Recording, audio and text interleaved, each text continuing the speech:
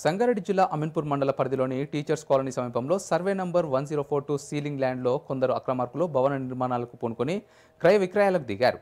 ఈ సమాచారం తహసీల్దార్ అనురాధ దృష్టికి రావడంతో అక్రమ నిర్మాణాలపై రెవెన్యూ అధికారులు ఉక్కుపాదం మోపారు. రెవెన్యూ అధికారులు జేసీబీలతో అక్రమ నిర్మాణాలను కూల్చివేశారు.